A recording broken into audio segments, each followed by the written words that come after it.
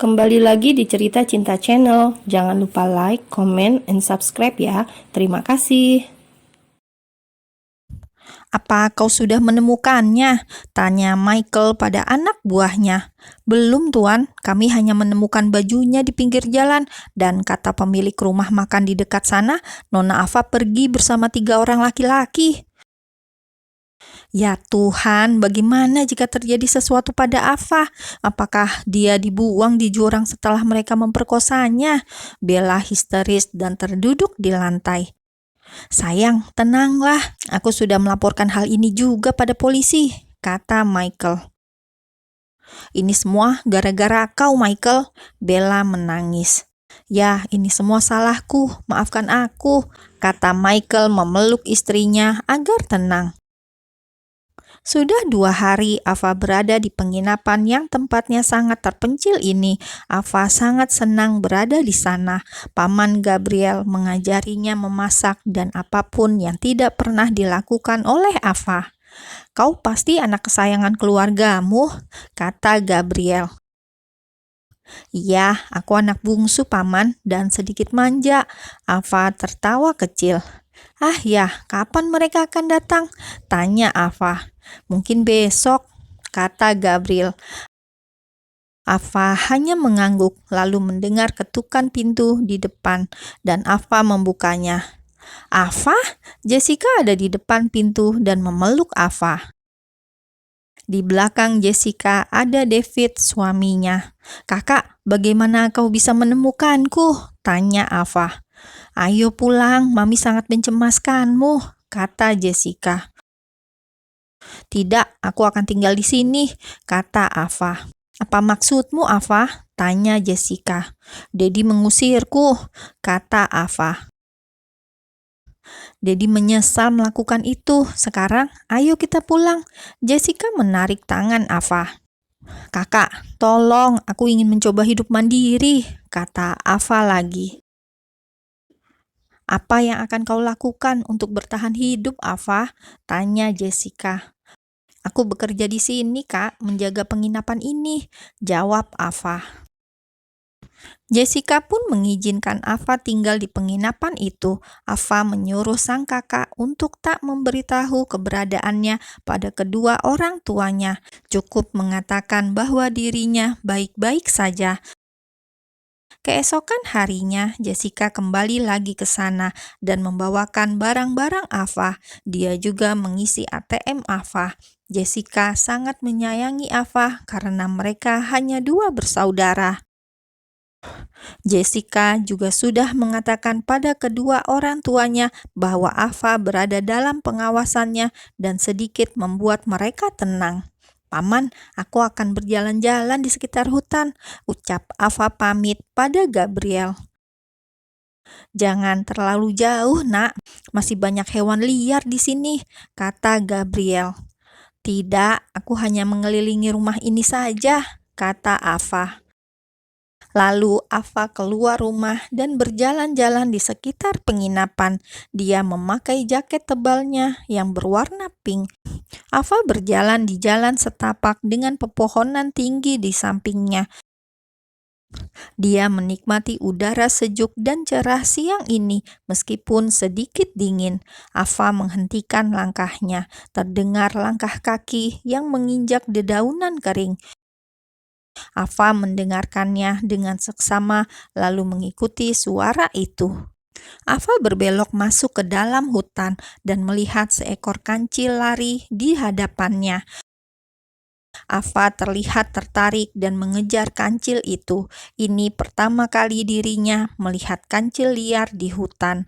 Karena terlalu asik mengejar kancil, membuat Ava yang punya sifat ceroboh tersesat di dalam hutan. "Ya Tuhan, di mana ini?" gumam Ava yang sedikit gugup karena merasa sendirian di hutan. Ava berjalan berbalik arah dan menuju tempatnya tadi, tapi dia malah berputar-putar karena sama sekali tak melihat jalan setapak. "Paman, Paman Gabriel!" teriak Ava. Ava berjalan kembali dan semakin berputar-putar. Dia mulai menangis. Dia sangat membenci sifatnya yang penakut dan cengeng. Berpikirlah, Ava, berpikirlah, apa gunanya nilai kumlotmu jika kau menjadi bodoh seperti ini? Gumam Ava menyemangati dirinya sendiri. Dia mengusap air matanya dan mulai berjalan kembali. Tak tampak cahaya matahari karena tertutup rerimbunan pepohonan hutan. Ava tak putus asa meskipun terjatuh beberapa kali karena tersandung akar pohon yang besar. Ava akhirnya menyerah dan lelah. Dia naik ke sebuah dahan pohon yang besar karena takut ada hewan liar. Aku haus, bagaimana jika tidak ada yang menemukanku di sini? Gumam Ava lemah.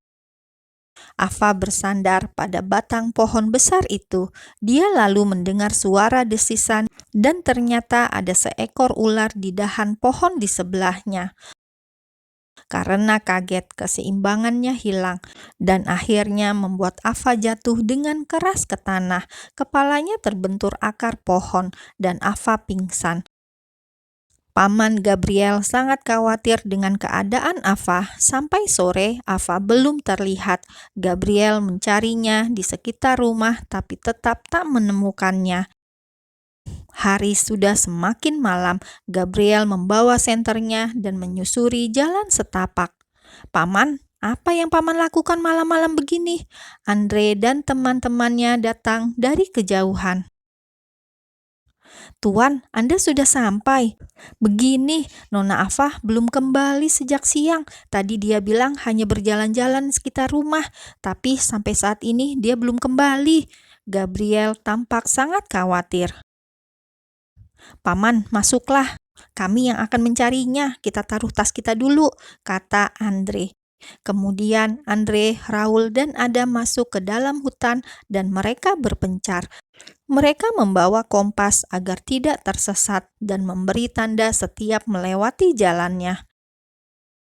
Ava, panggil mereka. Mereka tidak menemukan Ava jika Ava tak menjawab panggilan mereka. Sementara Ava masih pingsan dan Ava masih tidak sadar dari pingsannya 1 jam lamanya. Hujan gerimis mulai turun. Ava terbangun karena wajahnya terkena tetesan hujan. Dia membuka mulutnya karena dia sangat haus. 15 menit kemudian, Ava mencoba bangun dan berdiri. Ava berjalan sempoyongan dan terjatuh lagi karena kepalanya terasa sakit dan pusing. Ava merangkak dan meraba-raba dalam kegelapan. Rasa takutnya seketika hilang karena keinginannya untuk tetap hidup sangat tinggi. Ava tak menangis, dia tetap terus merangkak entah kemana. Aku tidak boleh menyerah, ini sangat tidak lucu kalau aku harus berakhir di hutan ini sendirian, gumam Ava dengan semangat. Ava mencoba berdiri dengan meraba batang pohon besar, lalu dia mencoba berjalan meskipun tertatih. Ava akhirnya mencoba untuk menaiki pohon lagi karena menurutnya itu adalah tempat yang aman untuknya beristirahat malam ini. Kesunyian hutan membuat Ava mendengar panggilan seseorang yang memanggil namanya. Aku di sini, tolong! Teriak Ava sekuat tenaga. Ava tidak jadi naik ke pohon. Dia mulai berjalan dan mendekati suara itu. Karena terburu-buru, Ava terjatuh. Ava tak hilang semangat. Dia mulai merangkak lagi dengan meraba-raba tanah. Aku di sini! Teriak Ava lagi. Panggilan itu terasa semakin dekat dan Ava terus merangkak meskipun matanya sebagian tertutup darah kering yang keluar dari keningnya tadi. Help me! Teriak Ava lebih kencang. Lalu cahaya flashlight tampak dari kejauhan. Ava duduk dan melambaikan tangannya. Thanks God, Ava menangis karena akhirnya ada orang yang datang menolongnya. Arah flashlight semakin dekat dan sinarnya menyorot ke wajah Ava yang sudah kacau. "Ava, are you okay?" kata Andre dan Ava mengenali suaranya. "Andre, akhirnya, terima kasih sudah menemukanku. Terima kasih, aku pikir aku akan mati di sini." Ava menangis dan memeluk Andre. Andre mengangkat Ava dan menggendongnya. Jarak yang cukup jauh tak membuat Andre lelah menggendong Ava. Dia sudah terbiasa mengangkat beban berat. Ava dan Andre terdiam sepanjang perjalanan pulang. Ava terlalu lelah, fisik dan psikisnya sedang down.